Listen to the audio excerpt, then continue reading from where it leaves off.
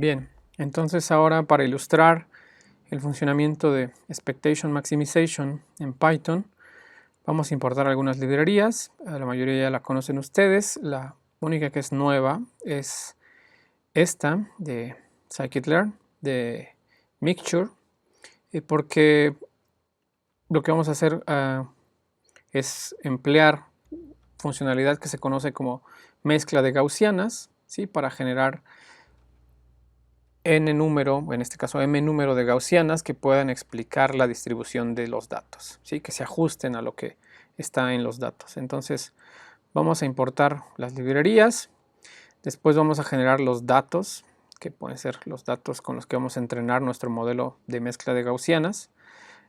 Vamos a tener ahí una semilla, vamos a generar los datos que van a ser de esta forma, como lo habíamos visto en las diapositivas, de blobs, que van a estar generados alrededor de 3 centros con cierta distribución estándar, y vamos a generar 200 de ellos, ¿no? Esto nos genera algo de este estilo, que de nuevo nosotros sabemos que vienen de 3 procesos, pero bueno, a simple vista parece que vienen de 2, ¿no? Entonces lo que vamos a hacer ahora es generar una mezcla de gaussianas, ¿sí? Que de esto es lo que implementa Expectation Maximization como tal, para ver si podemos encontrar 2 gaussianas que nos puedan explicar o que puedan dar la estructura que podría estar detrás de estos datos en base a los parámetros de gaussianas, ¿sí? Entonces lo que voy a hacer es indicar que creemos que hay 2. Vamos a generar una mezcla de gaussianas, ¿sí? ¿Cuántas gaussianas? 2. Y le vamos a pedir que esa mezcla de gaussianas se ajuste a los datos que yo ya generé. Y después le digo, bueno, para cada uno de los puntos, ahora hazme una predicción de a qué gaussiana podría pertenecer cada uno de estos datos. Después le voy a pedir que me grafique los puntos, ¿sí? En donde se encuentran mis gaussianas, ¿sí? Aquí se dan cuenta, estoy graficando la media en la primera coordenada de mi gaussiana, y aquí está la media en la segunda coordenada de mis gaussianas. Entonces le voy a pedir que me grafique aquí las gaussianas, ¿sí? Y que las ponga los puntos, ¿sí? Un poquito más grandes, de acuerdo a las medias en donde se encuentran esas gaussianas, ¿sí? Estos mu prácticamente es lo que tengo yo aquí, ¿sí? Entonces ahí me va a ubicar esos puntos, que son los puntos de las gaussianas, los centros de las gaussianas como tal, y después le voy a pedir que me grafique los puntos a los cuales ajustó esas gaussianas y que les asigne la etiqueta que está prediciendo este proceso de gaussianas, ¿vale? Y entonces me hace esa predicción de cuál podría ser la estructura de mis datos explicada, por ejemplo, en este caso por 2 gaussianas.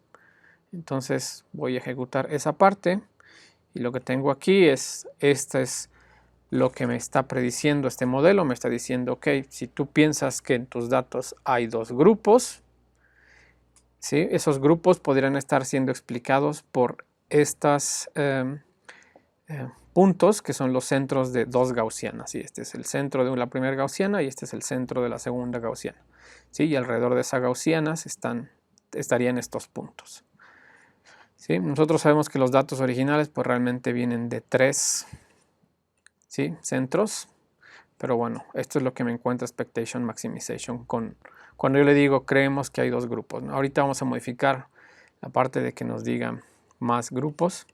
Antes de eso vamos a ver que para los primeros 10 datos, por ejemplo, que yo tengo, con los que ajusté mis gaussianas, para los primeros 10 datos, este proceso al final me dice cuál es la probabilidad de que alguno de los datos pertenezca a uno o al otro grupo, ¿sí? Entonces, por ejemplo, tal vez estos primeros datos del 1, del 0, que tienen el índice 0 al 5, la probabilidad de que pertenezcan a la gaussiana, que sería esta línea naranja, es prácticamente 0, ¿sí?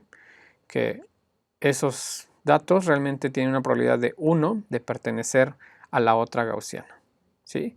Y se dan cuenta, en este caso, como las gaussianas están bastante bien delimitadas y separadas una de otra, un dato que pertenece a esta gaussiana va a tener una probabilidad muy cercana a 1 de pertenecer a esta gaussiana y casi 0 de pertenecer a esta otra gaussiana, ¿no? Entonces lo que estamos viendo igual en esta parte, ¿sí? Que este dato, por ejemplo el 6, tiene probabilidad 0 de pertenecer a esta gaussiana, ¿sí?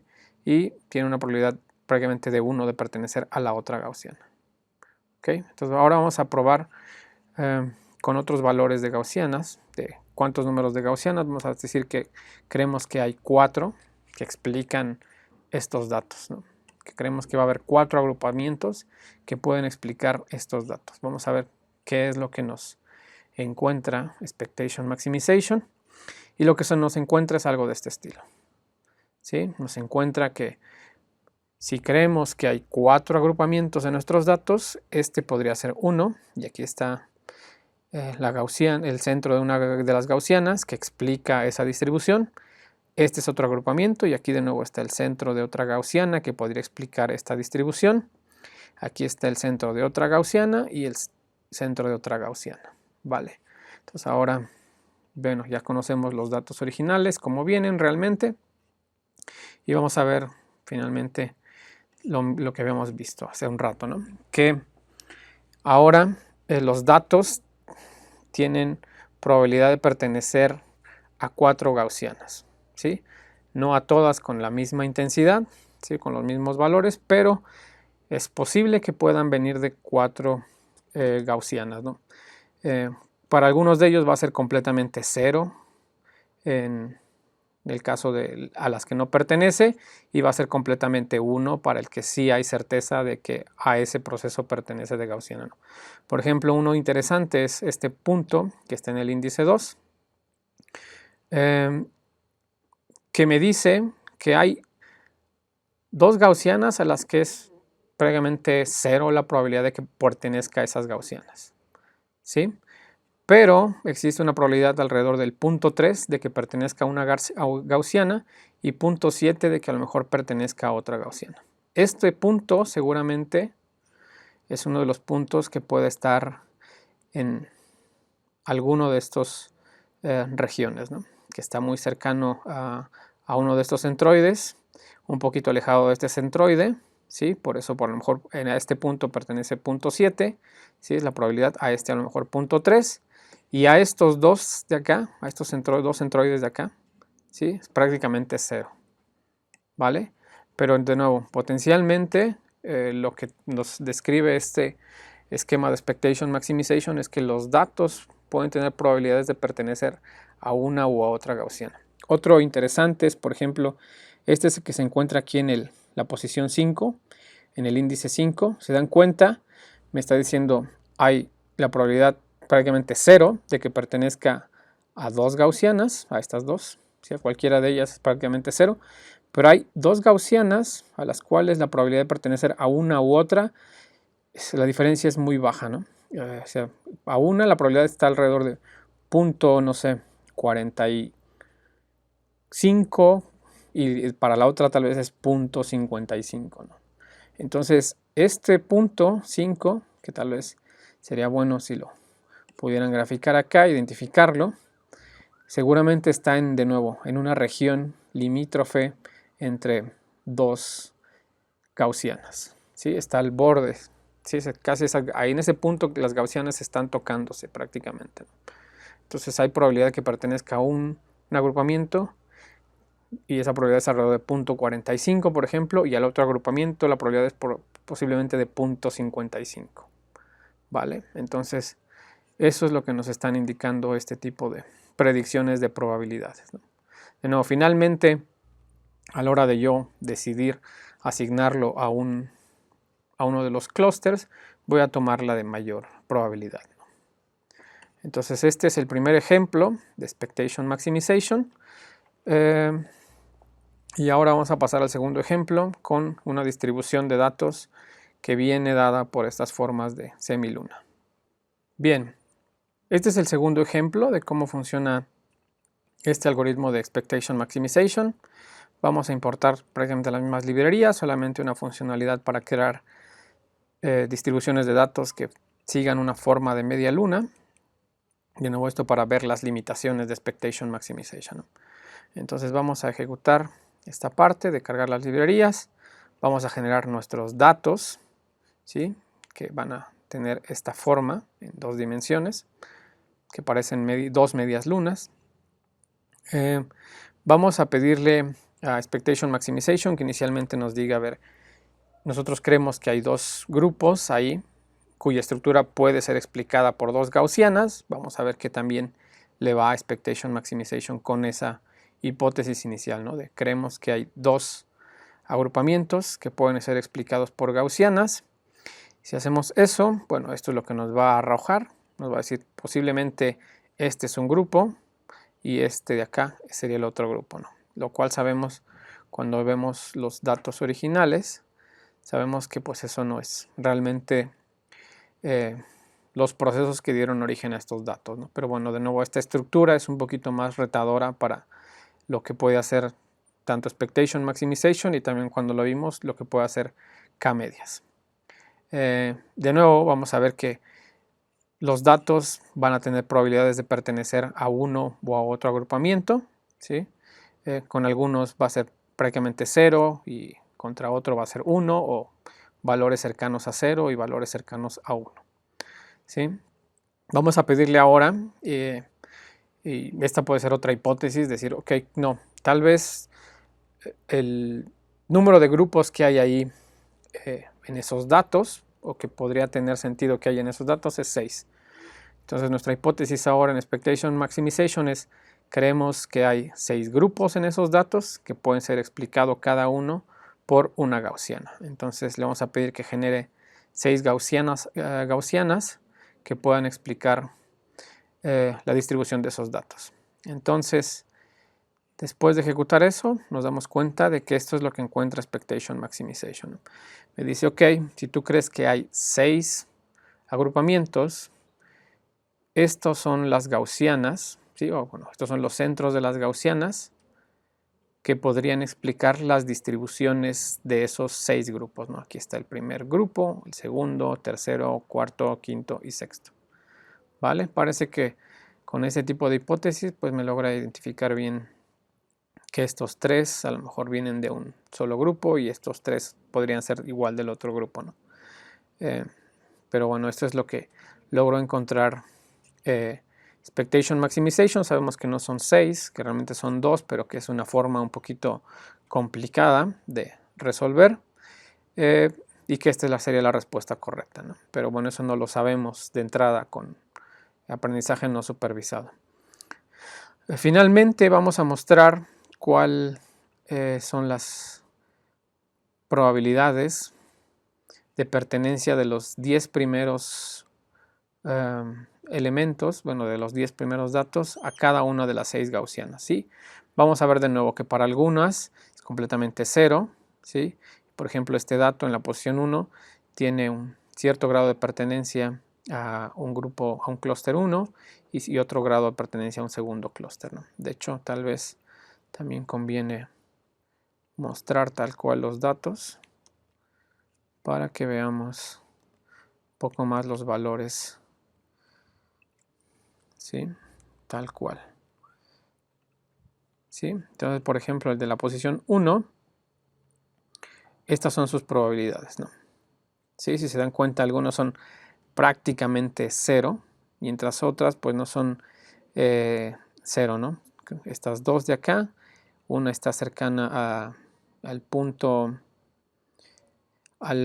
por arriba del punto, o sea, muy cercano a punto 1, ¿sí? Que sería tal vez este valor. Y la segunda probabilidad alta es esta, que tal vez está cercana al punto 68, que es lo que tendría yo más o menos por acá, que es algo de lo que podemos ver de aquí de sus probabilidades, ¿no? Entonces, de nuevo, comparado con K-medias, lo que yo puedo ver acá es que mis datos, ¿sí?, potencialmente ¿sí? En teoría podrían pertenecer a todas las agrupaciones que yo creo que existan. Obviamente con distintos grados de pertenencia, ¿no? Por ejemplo, este dato 0 tiene esta probabilidad realmente de pertenecer a este clúster que sería el 0, 1, el clúster 2, ¿no? Y con respecto a los demás es prácticamente 0, ¿no? Que es lo que yo tengo aquí, ¿sí? A todos los demás es prácticamente 0, a este es prácticamente 1, ¿no? Que sería este valor, 9.94 exponente a la menos 001, ¿sí?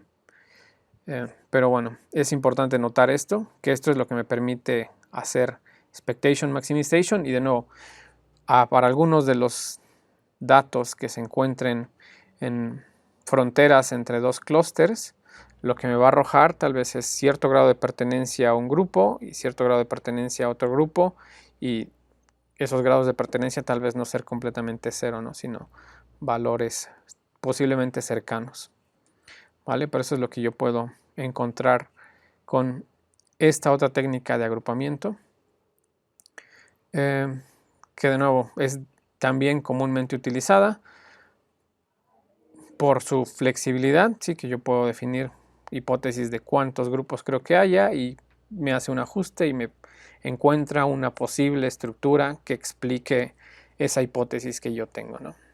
De nuevo, lo que tienen que tener en mente ahí, cuáles son las similitudes y diferencias, por ejemplo, con CAN-medias. De igual forma, una cosa que hay que definir aquí en Expectation Maximization es el número de agrupamientos que creemos que existen, ¿no? O número de clusters. Y para eso, de nuevo, podemos hacer el proceso de definirlo en base a lo que habíamos hablado, ¿no? La técnica de elbow, ¿sí? Del codo, tener una medición de las distancias dentro de los clusters, o concretamente hablar con un experto y mostrarle estos resultados, decirle que estas son las estructuras que yo he encontrado en los datos, tienen o no tienen sentido para este número de clusters. Y en base a eso, pues saber si efectivamente lo que yo estoy encontrando puede contribuir de alguna forma al problema que se tenga en mente, ¿sí? Entonces este es un algoritmo más para agrupamiento.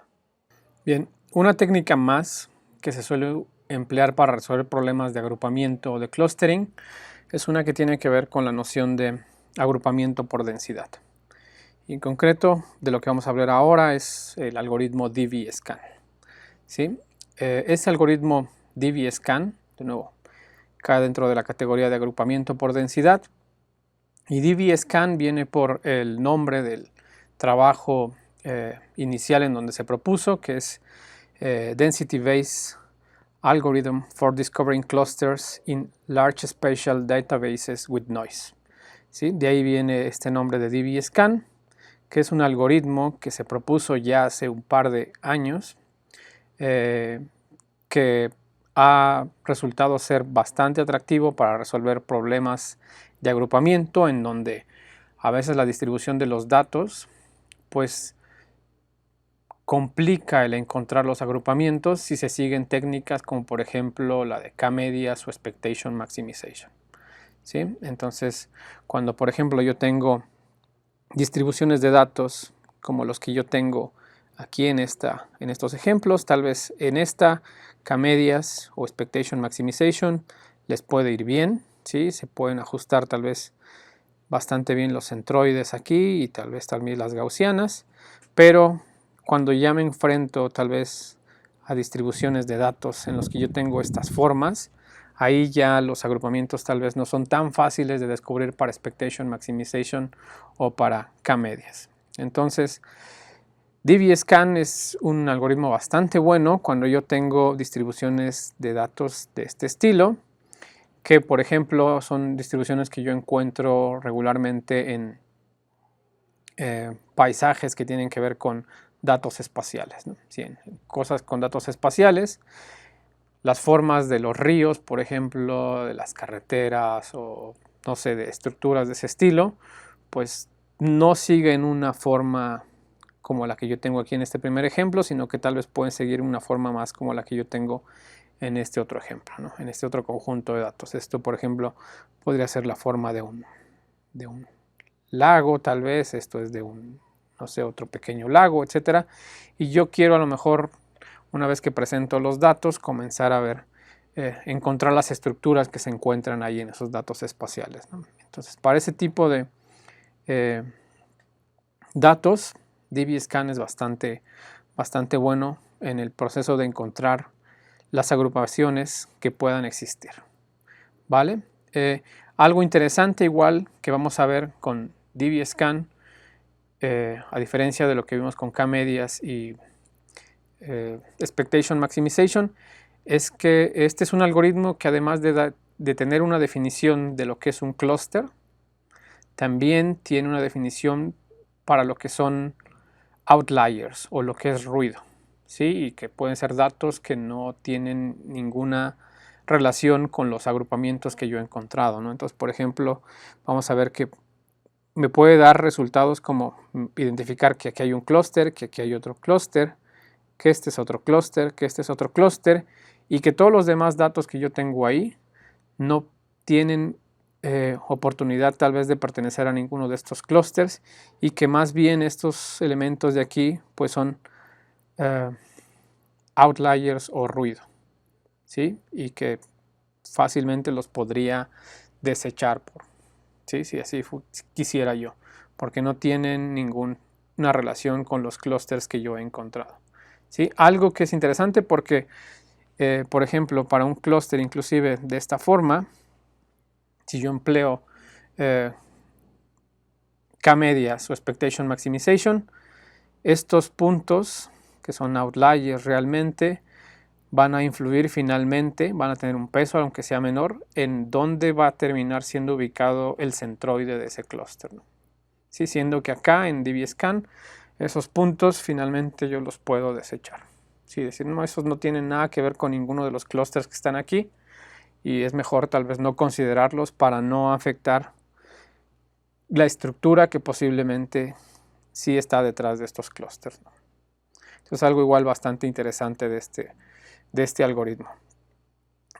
Igual, a pesar de que fue propuesto hace ya un par de décadas, de hecho, es uno de los algoritmos que ha resistido, digamos, la prueba del tiempo. Sí, sí, fue propuesto hace un par de décadas, pero dado que es bastante útil, de que contribuye a resolver problemas de, concretamente, por ejemplo, de agrupamiento, y que la comunidad reconoce su valor, pues ha recibido igual reconocimientos de eso, ¿no? De que ha resistido el paso del tiempo, que ha resultado ser una solución bastante buena, ¿no? Para este problema de agrupamiento.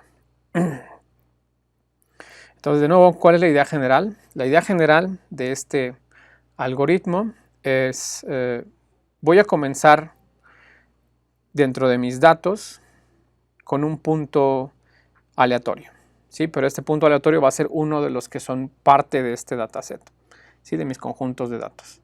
Voy a empezar con algún punto aleatorio, ¿sí? Digamos este, y voy a empezar qué es lo que hay a su alrededor, ¿sí?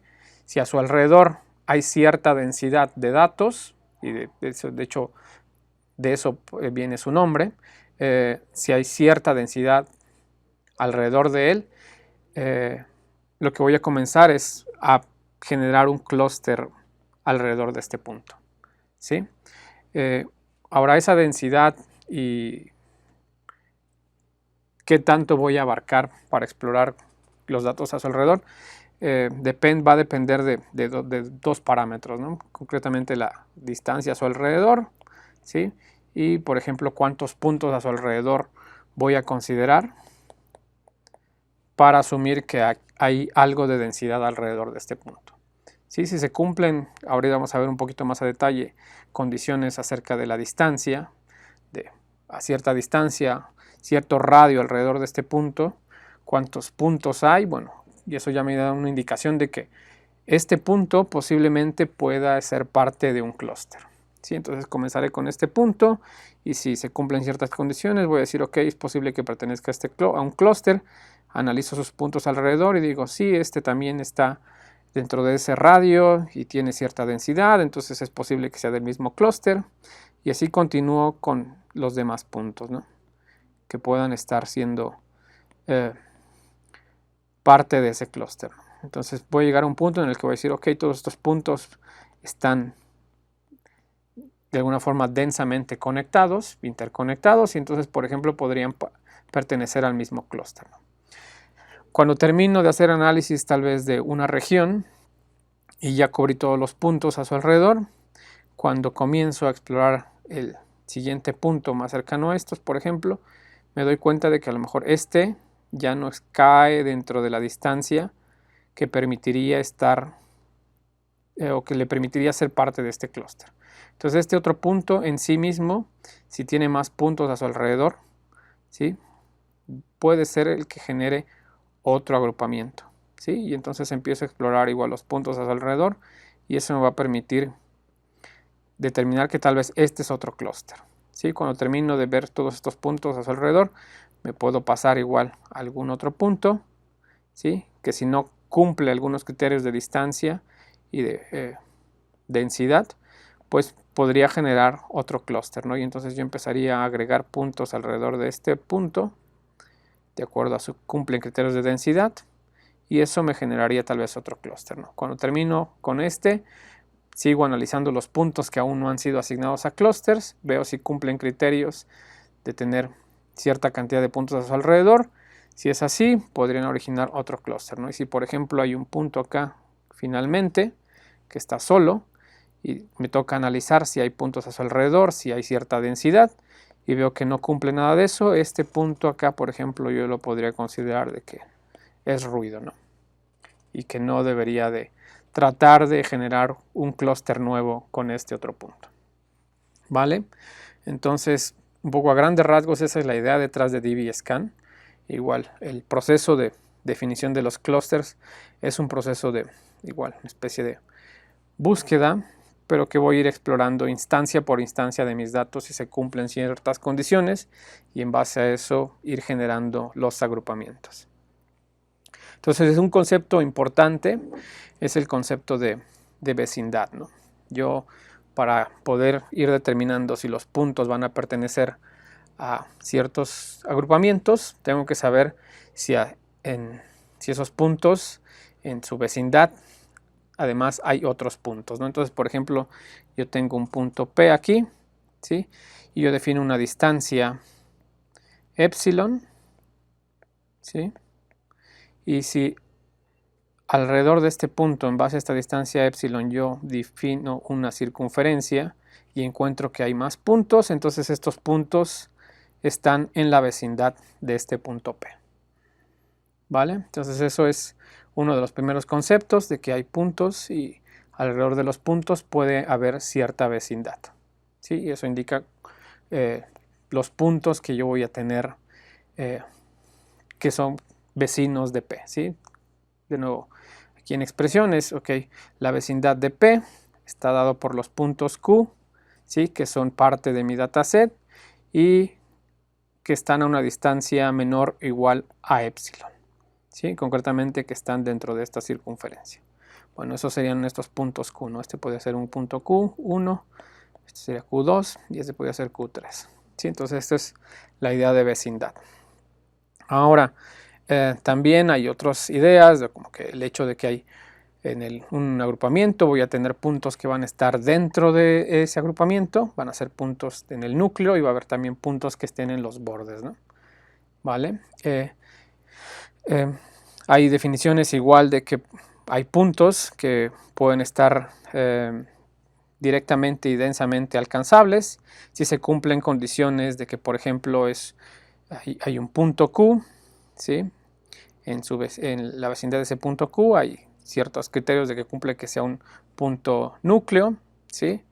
Y si eso se cumple, entonces voy a tener el caso de que ese punto es directamente densamente alcanzable con respecto a Q, ¿sí? Entonces hay varias condiciones que yo tengo que el algoritmo va verificando, que se tienen que ir cumpliendo para ir agregando puntos al agrupamiento. Igual no vamos a entrar tal vez tanto a detalle porque finalmente vamos a usar la funcionalidad de scikit-learn igual para generar estos agrupamientos, ¿sí?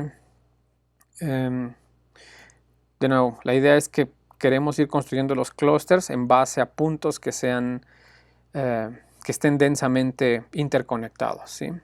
De nuevo, se tienen que cumplir ciertas condiciones para garantizar eso, pero mayormente que los puntos estén dentro de un cierto rango, dentro de una vecindad dada por una distancia, y para considerar que están densamente interconectados, pues tiene que haber un mínimo número de puntos dentro de esa vecindad, ¿no? Lo que les mencionaba hace un momento es lo interesante también de este algoritmo, es que tiene una definición propia de lo que va a ser un clúster, ¿sí? Que tiene que cumplir ciertas condiciones, ¿sí? Que los puntos deben ser densamente interconectados con respecto a unos ciertos parámetros de distancias y de un mínimo de puntos, ¿sí? Eso va a darnos una indicación de que están densamente interconectados, y también tiene una definición para lo que puede ser ruido, ¿sí? Que es algo que de nuevo K-medias y Expectation Maximization no consideran, ¿no? Que a lo mejor algunas de esas mediciones pues realmente son ruido y no tendrían por qué pertenecer a alguno de los agrupamientos, ¿sí? Y los podría desechar. Entonces también este algoritmo tiene una definición para lo que puede ser ruido, lo cual lo hace igual bastante interesante, ¿no? Ok, entonces lo que vamos a hacer ahora es, bueno, les voy a mostrar un ejemplo, igual en Python, usando los mismos conjuntos de datos que hemos venido empleando para K-medias y Expectation Maximization. Vamos a pedirle que nos encuentre un número dado de agrupamientos, y por ejemplo algo interesante que va a pasar es si le decimos que encuentre agrupamientos, y aquí es algo interesante, nada más le tenemos que definir el parámetro EPS de la distancia, epsilon, y el mínimo número de puntos, ¿sí? Y en base a eso el algoritmo automáticamente va a encontrar tantos agrupamientos como crea que existan dado estos parámetros, ¿sí? Entonces no le tenemos que indicar cuántos agrupamientos creemos que hay, ¿sí? Igual una diferencia con respecto a lo que habíamos visto anteriormente. El algoritmo automáticamente va a empezar su proceso y encontrará tantos agrupamientos como crea dado estos parámetros, ¿ok? Entonces, por ejemplo, algo que va a pasar con uno de los datasets es que va a encontrar que este va a ser un agrupamiento, este va a ser otro agrupamiento, y por ejemplo los puntos de este color, ¿sí? Nos va a dar una indicación de decir estos puntos no están tan interconectados con los elementos de este agrupamiento, por lo tanto esto podría ser ruido, ¿sí? Y lo mismo con estos puntos de acá, no están tan interconectados con los puntos en este agrupamiento, por lo tanto es posible que sean ruido.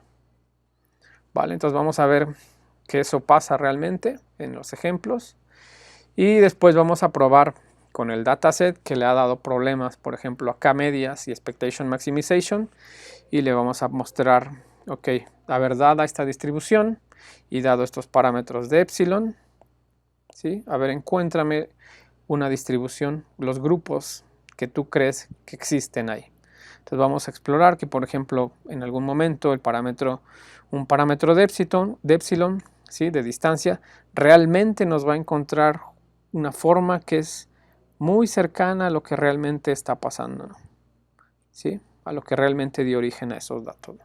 Entonces esa es una igual parte atractiva de este algoritmo, que puede encontrar este tipo de agrupamientos a pesar de que la distribución pues puede ser no la más amigable para poder encontrar cuál es la forma exacta de esos agrupamientos.